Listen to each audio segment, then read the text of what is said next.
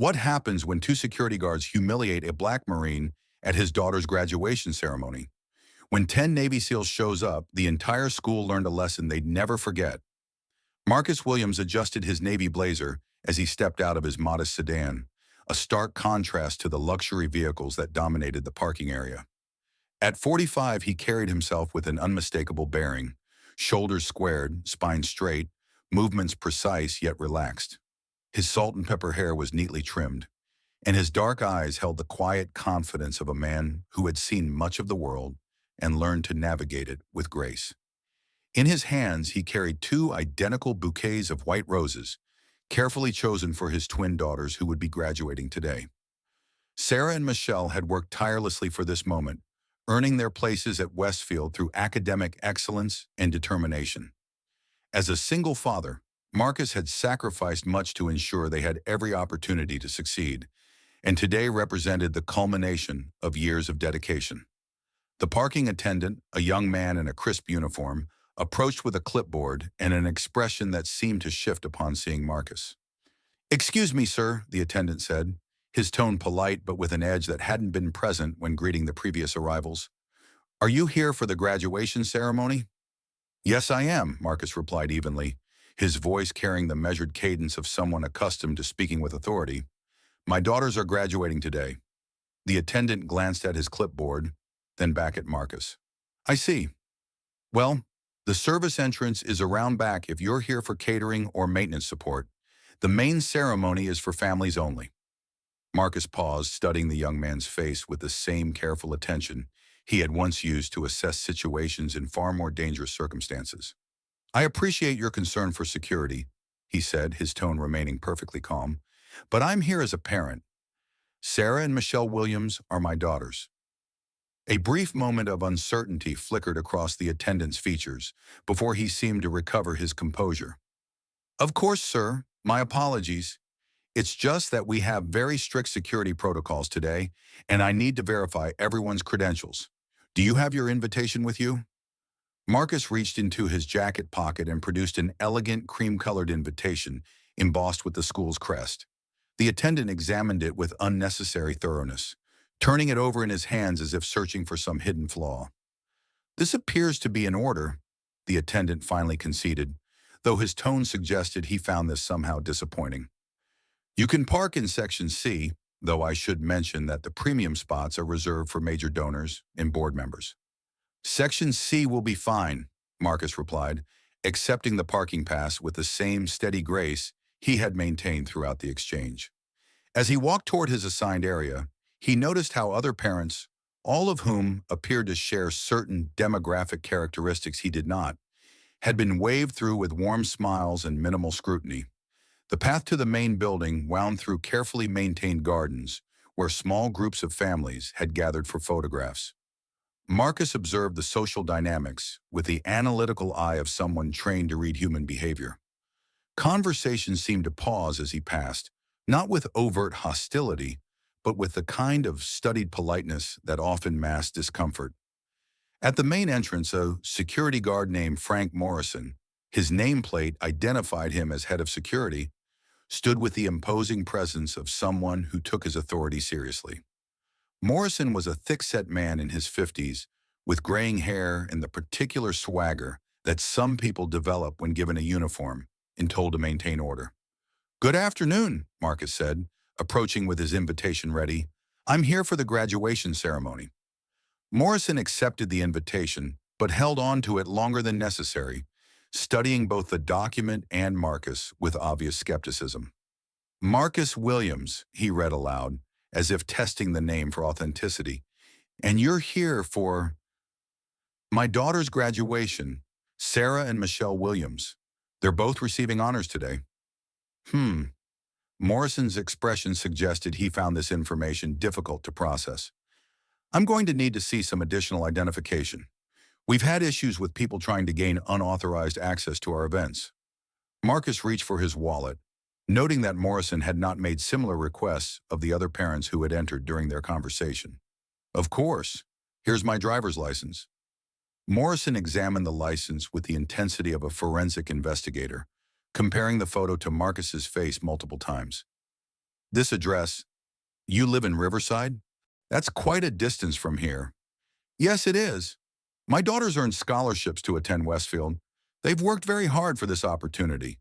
Scholarships? Morrison repeated the word as if it explained everything. Well, I suppose that's commendable. His tone suggested he found it anything but. I'm going to need to verify this information with our records. Standard procedure, you understand. As Morrison made a show of checking something on his tablet, Marcus noticed Assistant Principal Janet Stevens approaching. Stevens was an elegant woman in her 40s, impeccably dressed and carrying herself with the refined authority that came from years in prestigious educational institutions. Her smile was perfectly calibrated, warm enough to appear welcoming, controlled enough to maintain professional distance. Is there a problem here, Mr. Morrison? Stevens inquired, her voice carrying the crisp articulation of someone accustomed to being heard and obeyed. Just following security protocols, Ms. Stevens. This gentleman claims to be the father of 2 students, but I want to make sure everything is properly verified. Stevens turned to Marcus with a smile that didn't quite reach her eyes. I'm sure we can sort this out quickly. We simply cannot be too careful these days. I'm sure you understand. There have been incidents at other schools, and we have a responsibility to ensure the safety of our students and families. I completely understand your concern for safety, Marcus replied, his voice carrying a note of professional respect. However, I would appreciate knowing what specific protocols require this level of verification and whether they are being applied consistently to all attendees. The question hung in the air like a challenge wrapped in silk. Stephen's smile flickered for just a moment before reasserting itself. Well, naturally, we apply our security measures fairly and appropriately. It's simply that, with the current climate, we find ourselves needing to be extra vigilant. What climate would that be? Marcus asked, his tone remaining perfectly neutral, while his eyes maintained steady contact with Stevens's. Morrison shifted uncomfortably, clearly sensing that the conversation had moved beyond his comfort zone. Look, we're just trying to do our jobs here. These procedures exist for a reason. I'm sure they do, Marcus agreed. I'm simply asking what that reason is, and why it seems to apply differently to different people. By now, other parents had begun to notice the extended discussion at the entrance. Some paused in their conversations to observe, while others made conspicuous efforts to avoid looking directly at the situation. Marcus was acutely aware of the growing audience, but his primary concern remained maintaining his dignity while ensuring he could be present for his daughter's moment of triumph. Stevens glanced around at the gathering attention and seemed to recalculate her approach. Perhaps we could continue this conversation in my office, where we can review your daughter's files and ensure everything is in proper order.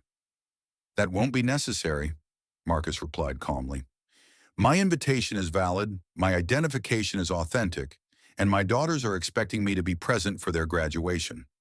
Unless you can cite a specific policy that prevents my attendance, I believe we should proceed. The directness of his response seemed to catch both Stevens and Morrison off guard. They exchanged glances, clearly uncertain about how to proceed with someone who refused to be intimidated by their authority, but remained unfailingly polite in his resistance. Well, Stevens said finally, her professional composure showing signs of strain, I suppose we can make an exception in this case, though I do hope you understand our position. I understand your position perfectly, Marcus replied, accepting his invitation back from Morrison. Thank you for your diligence in ensuring everyone's safety. As he moved toward the auditorium entrance, Marcus could feel the weight of multiple gazes following his progress. The encounter had established something important, that he would not be easily dismissed or intimidated, but neither would he allow their behavior to provoke him into giving them the reaction they seemed to expect. The auditorium was filling with families, all dressed in their finest attire for this momentous occasion. Marcus found his assigned seat and settled in, noting that despite his premium invitation, he had been placed in a section somewhat removed from the main body of attendees. The subtlety of the slight was not lost on him, but he chose to focus instead on the pride he felt for his daughter's achievements. Around him, conversations buzzed with excitement about graduation plans, college acceptances, and future aspirations.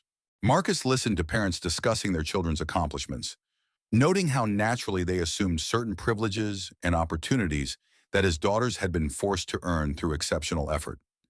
As the ceremony began and the graduates filed in, Marcus spotted Sarah and Michelle among the honor students at the front of the procession. Their faces glowed with accomplishment and joy, and in that moment, all the challenges and indignities of the day seemed insignificant compared to their triumph. But even as Marcus settled in to enjoy the ceremony, he remained aware of the undercurrents of tension that had marked his arrival. The interactions with the parking attendant, Morrison and Stevens had established a pattern that suggested the evening was far from over. He had learned long ago that initial skirmishes often presaged larger conflicts, and his instincts told him that his presence at Westfield Academy would continue to be tested. The question was no longer whether additional challenges would arise, but how he would meet them while maintaining the dignity and grace that his daughters deserved to see in their father. As the first speaker took the podium, Marcus prepared himself for whatever the evening might bring, secure in the knowledge that his principles would guide him through whatever trials lay ahead. What happened next would put those principles to their ultimate test, in ways that would surprise everyone present and change the trajectory of the entire evening. Part 2. The Gathering Storm. The graduation ceremony proceeded with the practiced elegance that Westfield Academy had perfected over decades. Distinguished speakers shared wisdom about leadership and service, while proud parents captured every moment on their phones. Marcus listened intently to each speech, particularly noting the emphasis on character, integrity, and standing up for one's principles. Values he had spent a lifetime embodying, though few in this room would suspect it.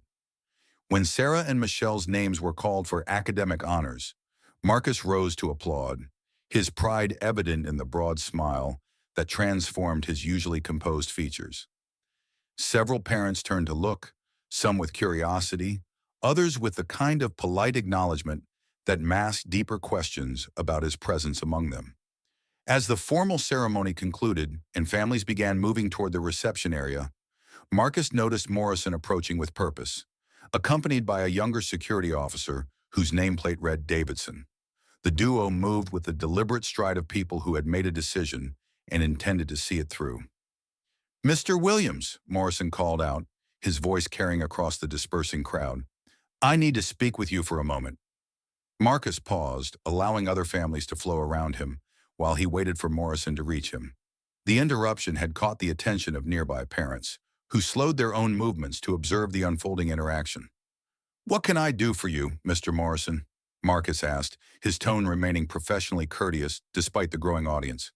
"We've had some concerns raised about your presence here tonight," Morrison began, his voice louder than necessary, as if playing to the crowd. "Some parents have expressed discomfort, and I need to ask you to step outside while we sort this matter out." The accusation hung in the air like a toxic cloud. Marcus felt the shift in the atmosphere as conversations around them quieted and attention focused on their exchange. He noted several parents discreetly raising their phones, some seemingly to capture video, others perhaps to call for assistance. "I see," Marcus replied, his voice carrying across the suddenly quiet space. "Could you be more specific about these concerns? What exactly has been reported, and by whom?" Morrison's face reddened slightly at the direct question. "Well, that's not really... the specific details aren't important. What matters is that we maintain a safe and comfortable environment for all our families." "I couldn't agree more," Marcus said, his calm response clearly frustrating Morrison. "Safety and comfort are indeed paramount. However, I'm curious about what actions I've taken that might compromise either of those conditions."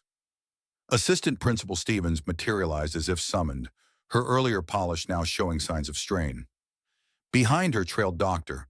Harold Pemberton, the school's headmaster, a distinguished man in his 60s, whose expression suggested he had been reluctantly drawn into a situation he would have preferred to avoid.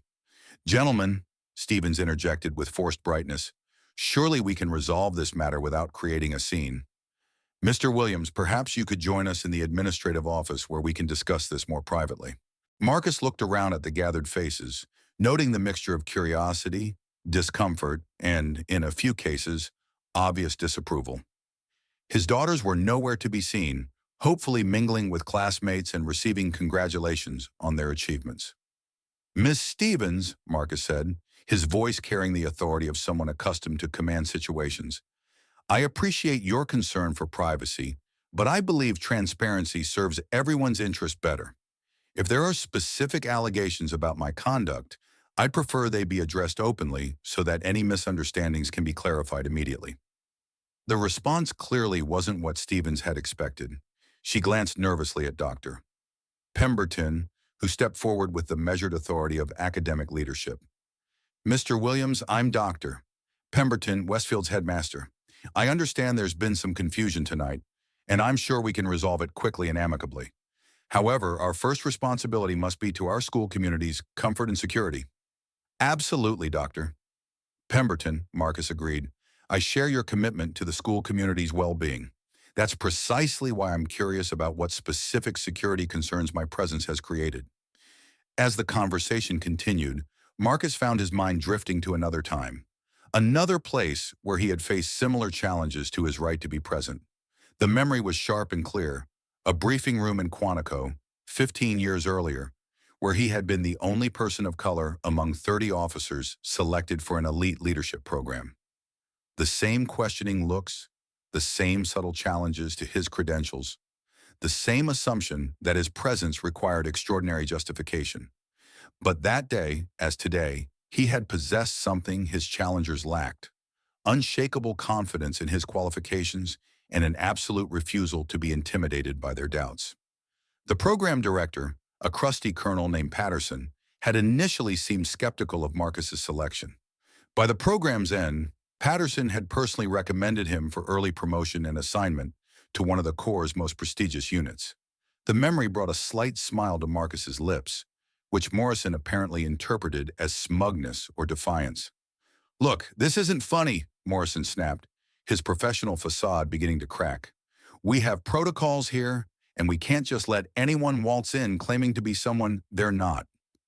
I agree that identity verification is important, Marcus replied smoothly. However, I've already provided valid identification and my invitation.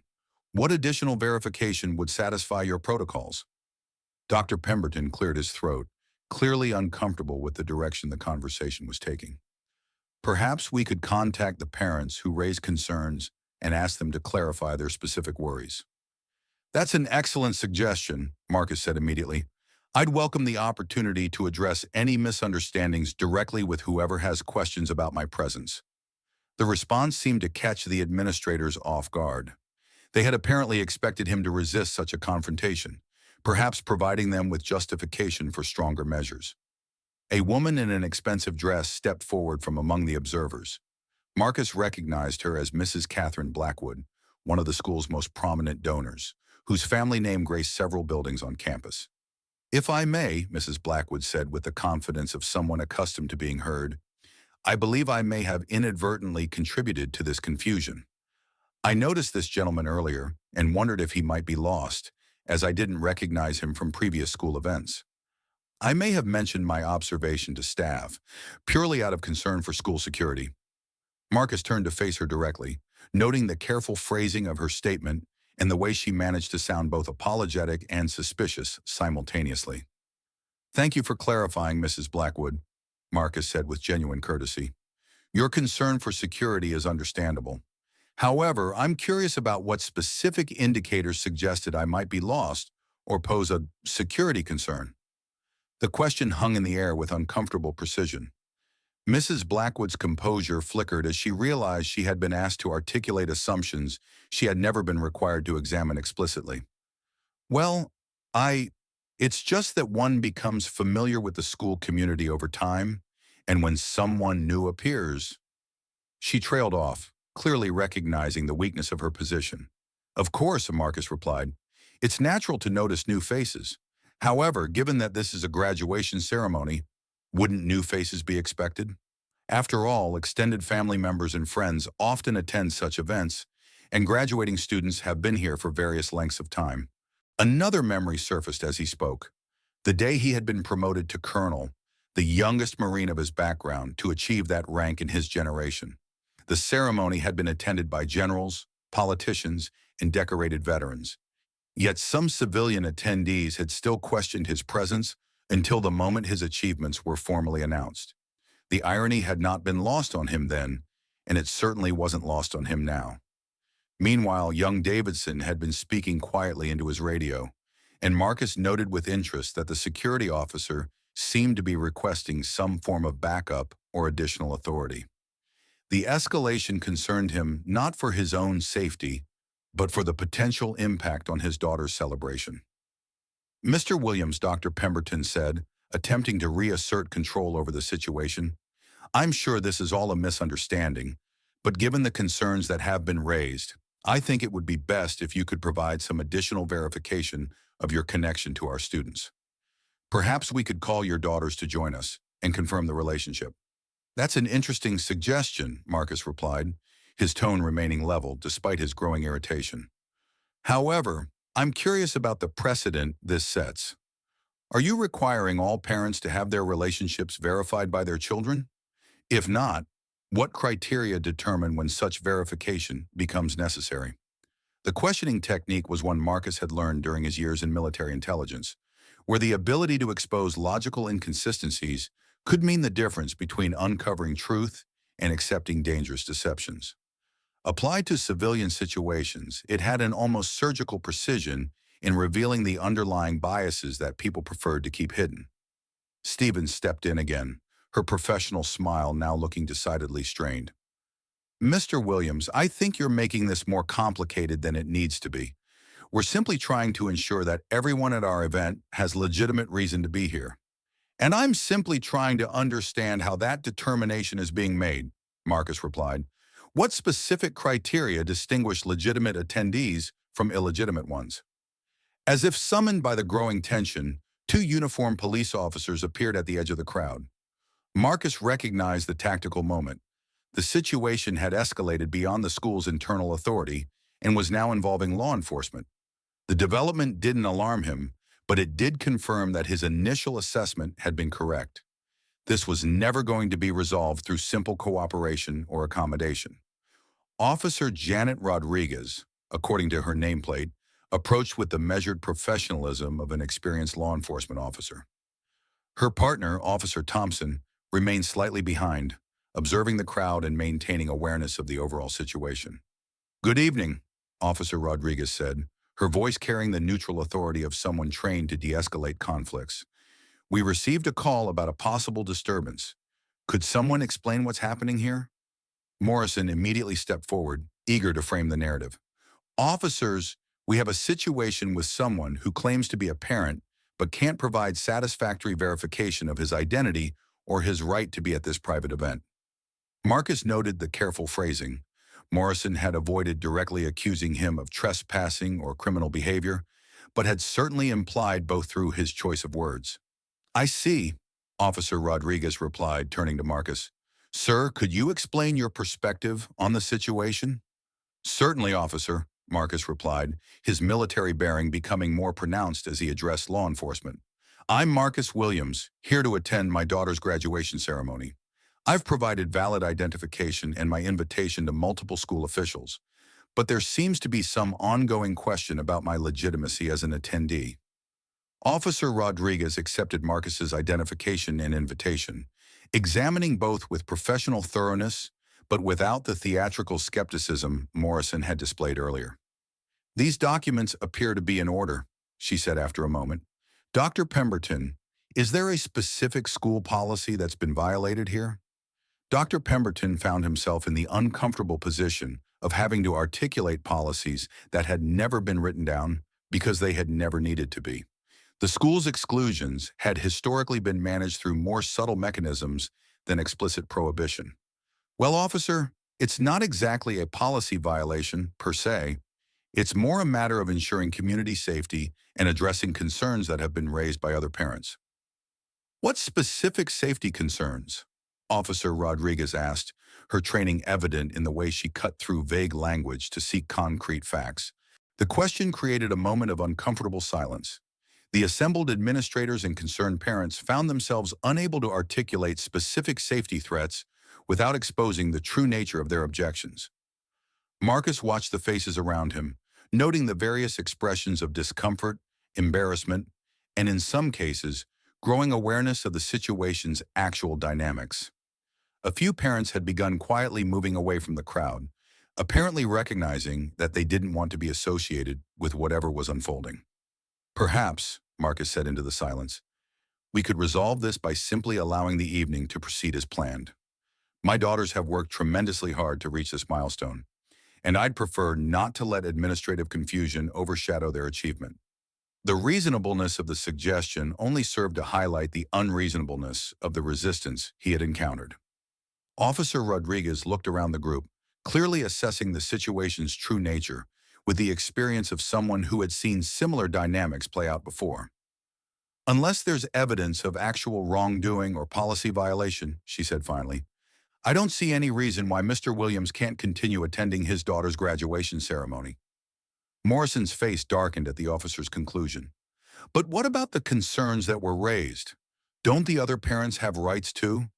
Absolutely, Officer Rodriguez agreed. Everyone has the right to attend public events for which they have legitimate invitations. Everyone also has the right to equal treatment under applicable policies and procedures. The statement was diplomatically phrased, but its implications were clear to everyone present. The crowd began to disperse, some parents clearly embarrassed by what they had witnessed, others appearing frustrated that their concerns hadn't been validated by law enforcement. As the immediate crisis seemed to pass, Marcus felt a familiar mixture of satisfaction and sadness. Satisfaction that he had maintained his dignity and principles under pressure. Sadness that such pressure had been necessary in the first place. But he also sensed that the evening's challenges were far from over. Mrs. Blackwood approached him as the crowd thinned, her expression suggesting she wanted to clarify or perhaps apologize for her earlier statements. Mr. Williams, I hope you understand that my concerns weren't personal.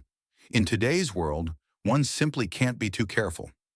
Marcus studied her face, seeing genuine confusion mixed with defensive justification. I appreciate that, Mrs. Blackwood.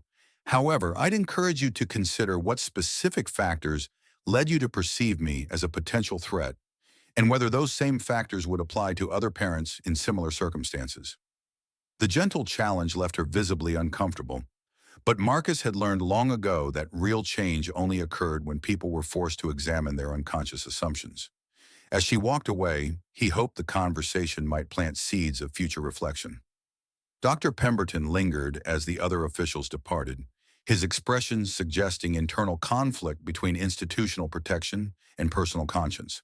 Mr. Williams, he said quietly, I want you to know that this doesn't represent Westfield's values or our commitment to inclusive excellence. I appreciate that, Doctor. Pemberton, Marcus replied. However, I'd suggest that institutional values are ultimately defined by institutional actions, not institutional intentions. Tonight's event suggests there may be some disconnect between Westfield's stated values and its operational practices. The headmaster nodded slowly, clearly recognizing the truth in Marcus's observation. You're right, of course. We'll need to examine our procedures and training to ensure this kind of situation doesn't happen again. Marcus smiled slightly, recognizing the sincerity in Pemberton's statement, while also understanding that meaningful change would require more than good intentions. As the reception area began to fill with graduates and their families, Marcus spotted Sarah and Michelle approaching with expressions of concern. They had clearly heard about the disturbance and were worried about their father's experience. Dad, are you okay? Sarah asked, her academic honors medal catching the light as she moved. I'm fine, sweetheart, Marcus assured her, embracing both daughters. More importantly, I'm incredibly proud of both of you. You've earned everything you've achieved here. Michelle glanced around at the dispersing crowd, her perceptive nature allowing her to read the situation's underlying dynamics. Dad, did people give you trouble because of us? The question pierced Marcus's heart as it revealed his daughter's awareness of the challenges their family sometimes faced. No, honey. Some people made assumptions based on incomplete information, but that's their limitation, not yours. Your achievements speak for themselves, and they're impressive in any language. As they moved toward the reception tables, Marcus noticed that their path was being observed by various groups of parents and students. Some looks were curious, others supportive, and a few remained skeptical or hostile. But he also noticed something else. Several parents approached to congratulate Sarah and Michelle on their academic achievements, clearly making an effort to demonstrate inclusivity after witnessing the earlier confrontation. The gesture was appreciated, even if it was partially motivated by social correction rather than pure celebration. Marcus understood that progress often began with people doing the right thing for complex reasons, and only later evolved into genuine understanding and acceptance. But even as the immediate crisis seemed to have passed, Marcus's instincts told him that the evening's true test was yet to come. The institutional forces that had been mobilized against him hadn't been fully satisfied by Officer Rodriguez's intervention, and he sensed that Morrison, in particular, was looking for another opportunity to assert his authority. As if summoned by his thoughts, Marcus noticed Morrison speaking intensely with Davidson near the building's main entrance, both men occasionally glancing in his direction. Their body language suggested planning rather than casual conversation, and Marcus mentally prepared himself for whatever new challenge they might present. The reception continued around them, but Marcus remained alert to the undercurrents of tension that flowed beneath the surface celebration.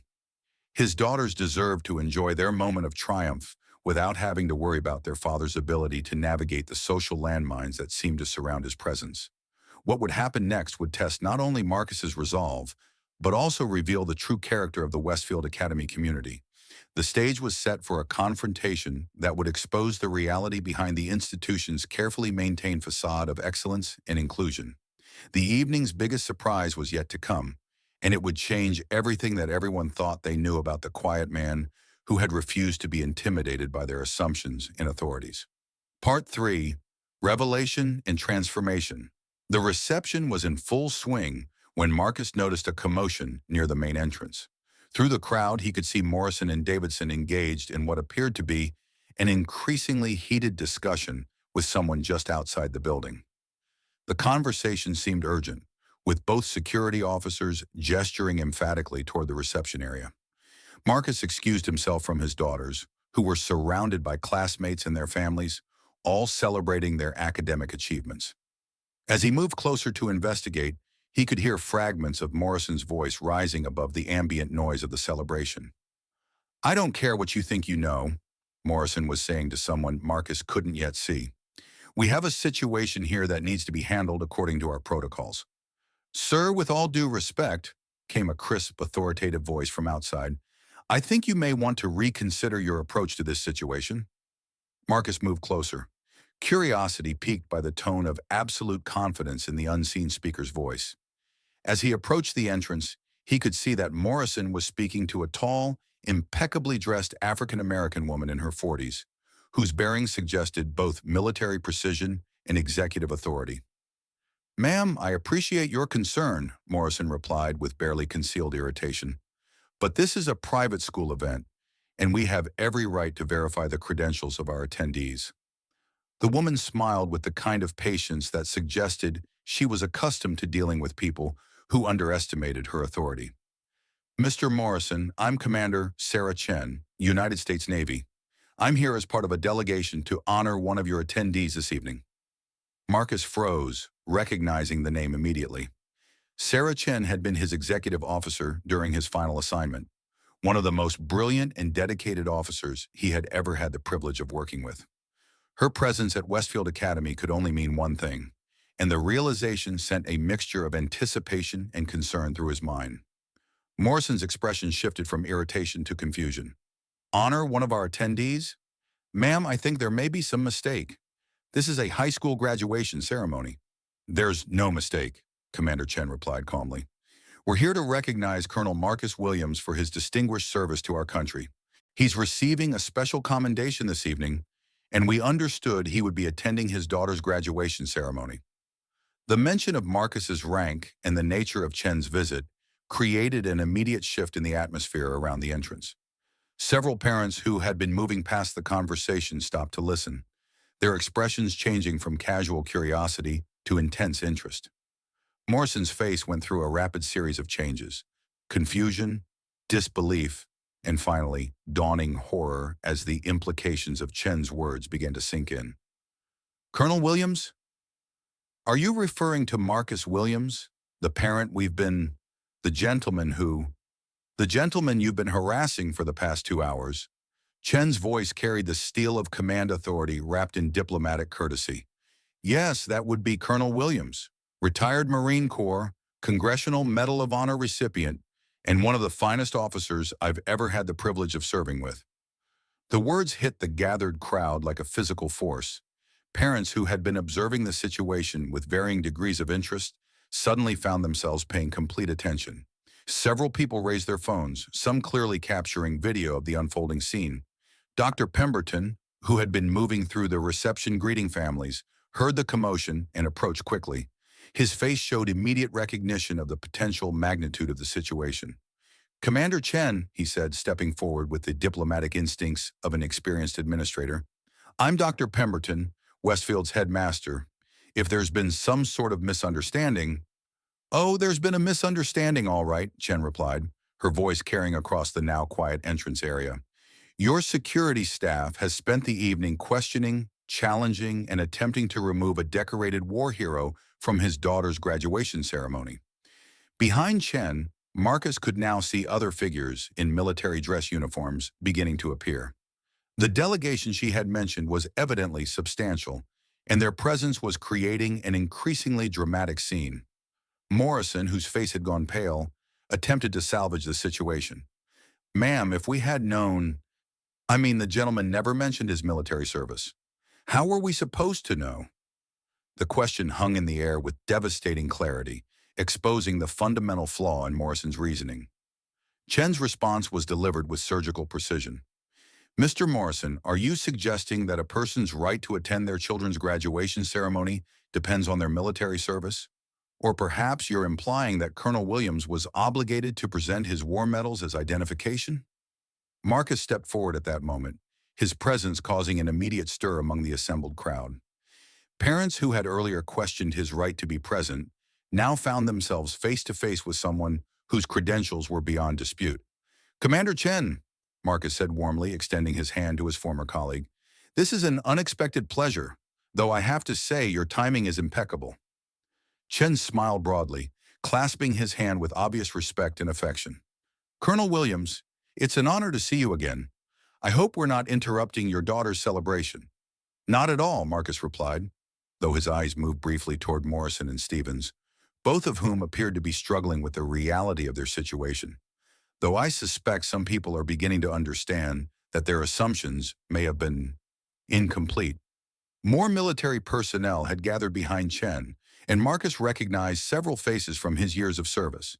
The delegation included officers from multiple branches of the military, all in dress uniforms, creating an impressive display of military honor and authority. Mrs. Blackwood, who had been observing from nearby, approached hesitantly. Her earlier confidence had been replaced by obvious discomfort and what appeared to be genuine remorse. Colonel William, she said quietly, I owe you a sincere apology. My concerns earlier this evening were based on— well, they were simply wrong, and I'm deeply embarrassed by my assumptions. Marcus studied her face, seeing genuine contrition mixed with the dawning awareness of her own biases.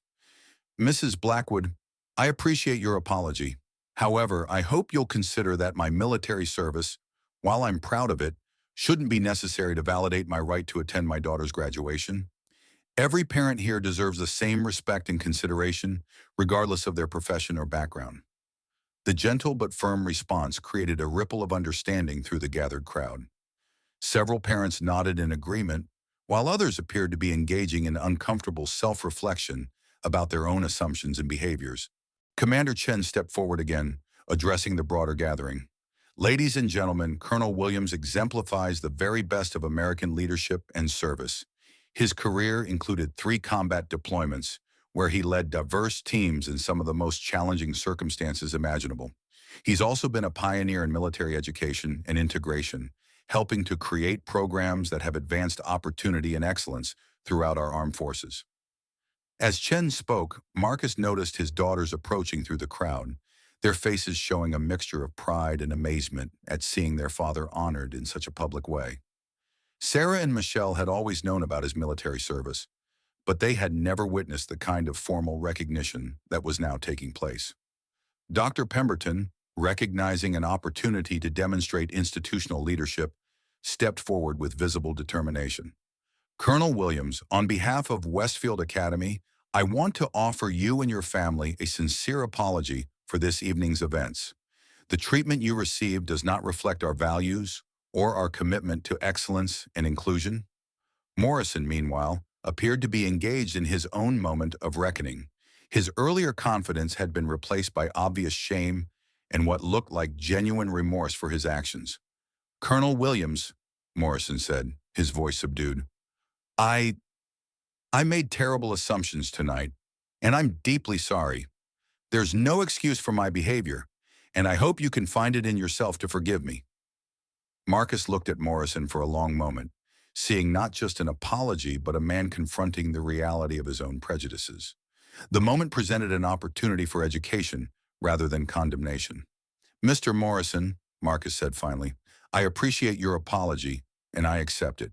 But I hope this experience will help you understand that every person deserves to be treated with dignity and respect, regardless of whether they meet your initial expectations or assumptions. The crowd had grown as word of the situation spread throughout the reception. Marcus found himself at the center of attention in a way he had never sought, but he recognized the teachable moment that the situation presented.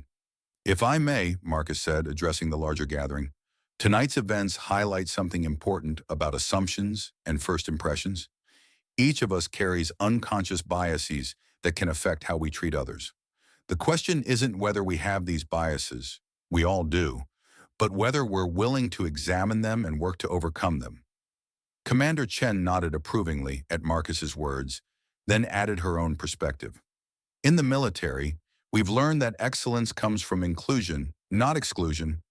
The strongest units are those that harness the talents and perspectives of all their members, regardless of background. That same principle applies to every institution and community. Dr. Pemberton seized the moment to address his school community. Tonight has been a learning experience for all of us. Westfield Academy prides itself on developing leaders of character and integrity. But true leadership requires not just personal excellence, but also the ability to recognize and appreciate excellence in others, regardless of their appearance or background. As the formal recognition ceremony began, with military personnel presenting Marcus with a commendation for his continued service to military education and veteran affairs, the transformation in the crowd was palpable. Parents who had earlier questioned his presence now applauded enthusiastically, while their children watched with obvious awe at the honor being bestowed. Sarah and Michelle stood beside their father during the presentation, their faces glowing with pride, not just for his military achievements, but for the grace and dignity he had maintained throughout the evening's challenges. When the ceremony concluded, something remarkable happened. A line began forming of parents and students who wanted to meet Marcus personally, to thank him for his service, and in many cases to apologize for their earlier assumptions or behavior. Mrs. Blackwood was among the first in line, accompanied by her own daughter. Colonel Williams, she said, I hope you'll allow me to introduce you to my daughter, Catherine. I want her to meet someone who embodies the values we should all aspire to: dignity, service, and grace under pressure. Marcus shook hands with young Catherine, noting her obvious admiration and respect. It's a pleasure to meet you, Catherine. I hope tonight reminds all of us that we can learn something valuable from every person we encounter if we approach them with open minds and hearts. As the evening wound down, Marcus found himself in conversation with Dr. Pemberton about the changes that might emerge from the night's events. The headmaster had already committed to reviewing the school's security protocols and implementing bias training for all staff members. Colonel Williams, Pemberton said, I hope you'll consider speaking to our student body about leadership and character. Tonight has shown me that our students and our entire community could benefit tremendously from your perspective and experience. Marcus smiled, looking around at the transformed atmosphere of the reception. Dr. Pemberton, I'd be honored to contribute to Westfield's educational mission, but I'd suggest that tonight's real lesson isn't about my military service. It's about treating every person with the respect and dignity they deserve, regardless of our initial assumptions about them. As families began departing, Marcus, Sarah, and Michelle found themselves surrounded by well-wishers and new friends. The evening that had begun with challenges and confrontation had evolved into something much more positive, a genuine celebration of achievement and a powerful lesson about the importance of looking beyond surface appearances. Commander Chen approached as they prepared to leave. Marcus, I hope tonight demonstrated something important to your daughters, that their father is a man of extraordinary character who serves as an example to others, even in difficult circumstances. Marcus looked at his daughters, seeing in their faces not just pride in his military achievements, but admiration for the way he had handled himself throughout the evening's trials. Dad, Michelle said as they walked toward their car, I always knew you were special, but tonight I learned something else. You're also incredibly strong, not just physically, but in here. She touched her heart. Sarah nodded in agreement. The way you stayed calm and dignified when people were treating you badly, that's the kind of person I want to be. As they drove home through the quiet streets, Marcus reflected on the evening's events. The challenges had been real and painful, but they had also created opportunities for growth, understanding, and positive change.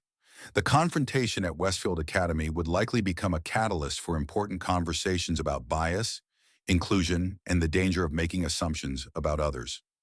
Most importantly, his daughters had witnessed firsthand the power of maintaining one's principles under pressure and the importance of treating all people with dignity and respect.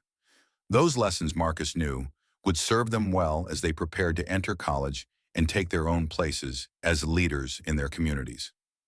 The evening had ended not with defeat or bitterness, but with hope. Hope that individual acts of courage and dignity could create ripples of positive change that would extend far beyond a single graduation ceremony. In standing up for his right to celebrate his daughter's achievements, Marcus had reminded an entire community of the values that should guide all human interactions: respect, dignity, and the willingness to look beyond surface appearances to recognize the inherent worth in every person. That night, Westfield Academy learned that true excellence isn't just about academic achievement. It's about character, integrity, and the courage to do what's right, even when it's difficult. And in Marcus Williams, they had encountered a living example of those principles in action.